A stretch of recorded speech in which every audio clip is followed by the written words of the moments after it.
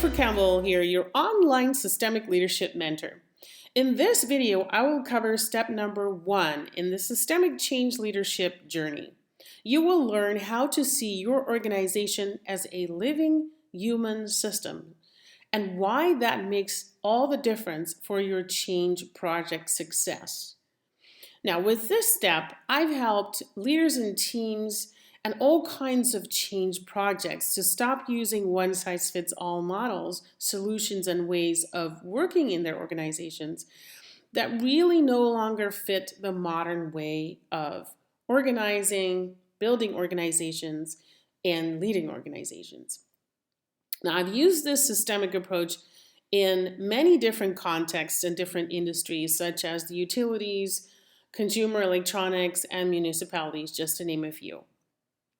Now, part of this method also includes different approaches that support seeing your organization as a living human system, such as constellations, holacracy, or the fish tank metaphor, which I learned from Systemic Leadership Summit speakers such as Jan Jakob Stam, Nomi Nathan, Brian Robertson, and Dr. William Tate.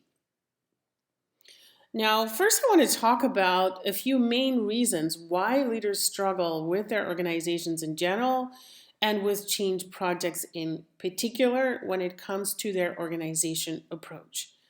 And number 1 is that leaders were trained to treat their organizations as machines. Now, this approach to management comes from the industrial age and is the backbone of many of our other big systems, such as our education system.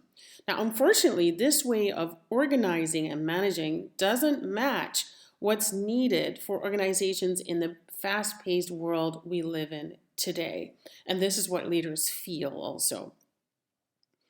Now, the approach that leaders then have to their organization when it's not working the way they want it to work is to analyze what's wrong, take out the malfunctioning part, fix them, and then put them back in the machine. Now, this approach of parts doesn't work when we deal with complexity, because analyzing means that you are quickly able to find the cause of something that is leading to particular effect. And in complex change or chaotic change, it doesn't work in that linear fashion. Now, thirdly, as a consequence, leaders also treat their employees as nuts and bolts and cogs within those machines that they lead. So the problem with this is that human beings have needs that machines don't have and can achieve things from by themselves, but also from collaboration in a way that machines cannot. And so treating them like cogs in a machine will not help unleash their potential. Now, we've known this for quite a while, but still we keep on organizing and approaching our organizations this way. And especially also our people, which we call human resources or human capital, which is very interesting. Fourthly, leaders do not know how to change their business models to support a new way of approaching their organizations. And so they just adopt the latest hype to do a shortcut and hope that it works. And we've seen it with movements like Agile and Scrum. Agile, for example, was developed for a software implementation and to have people collaborate around that effectively.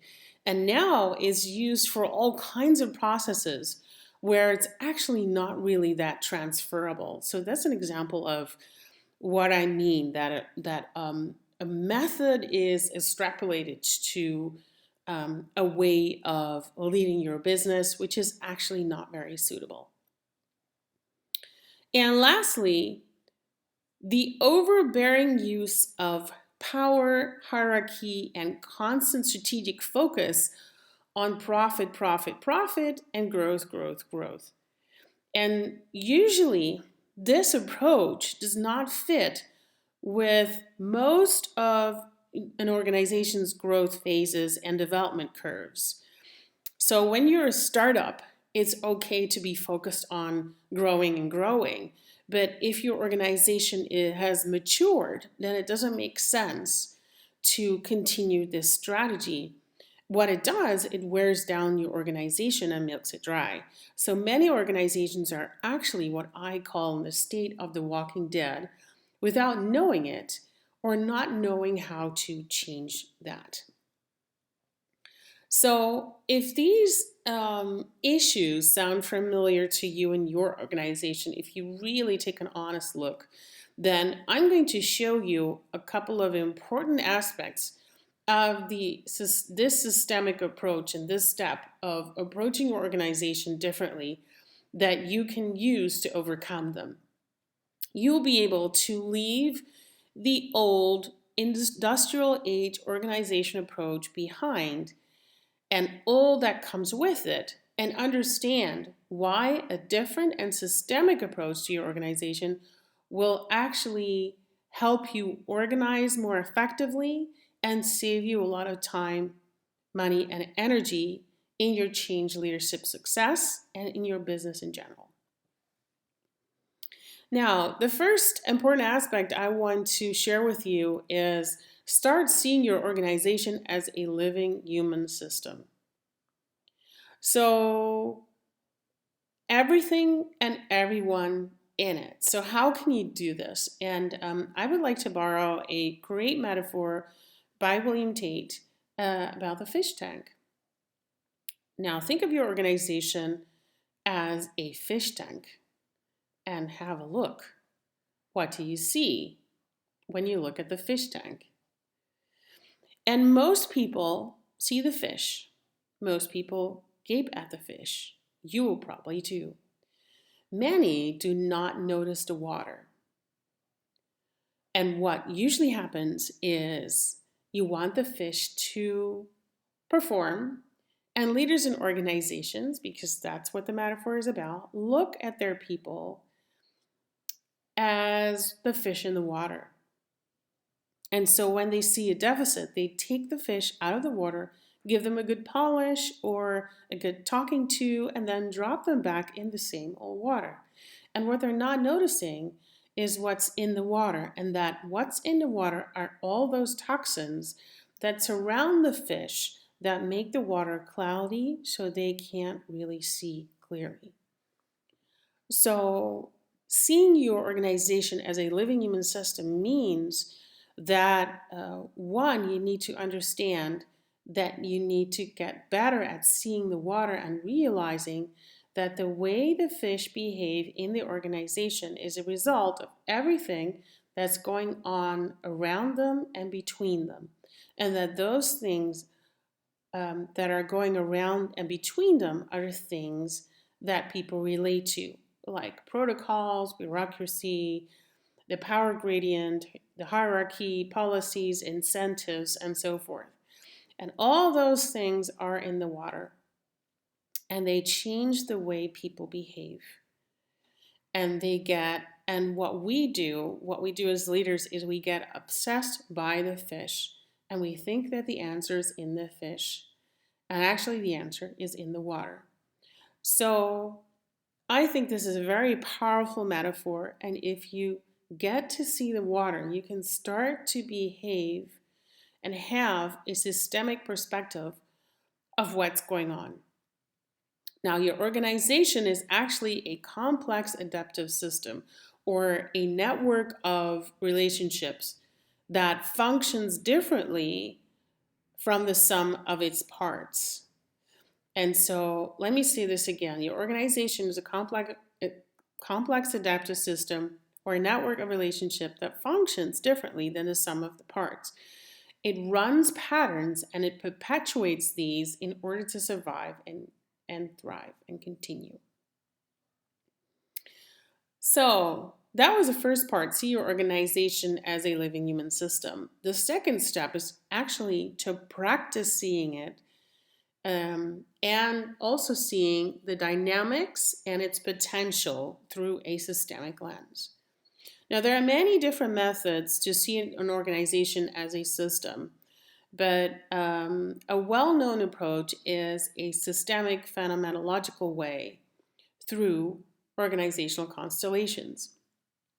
Now, a constellation is a physical representation of the system. It is possible to immediately see current dynamics within and around an organization through such a constellation. Now, what's important to know is this has nothing to do with your organizational structure per se. So, in order to create a constellation, you use people, placeholders such as chairs or mats, or even objects on a table or even a drawing to represent elements in the system. And it's possible, once you place them, to see the interaction and dynamics between them by looking at it. Now, you'll have a sense of what is ruling people's behavior and why things are the way they are once you start seeing it. And so it's also possible to see where the system wants to move and where the actual potential is, and also where the system is stuck and where things are not moving. It's also possible to use constellations to see how a system would react to a possible change that is about to be implemented, for example. Now, it's a bit far-fetched to explain how all this works in this short video. It requires training and practice, but it's also possible to work with constellators to do this with you. Also, as I mentioned before, there are many other approaches to practicing in seeing the system, seeing its dynamics, and its potential. Now, seeing your organization as a living human system is only a small part of an effective systemic change leadership strategy.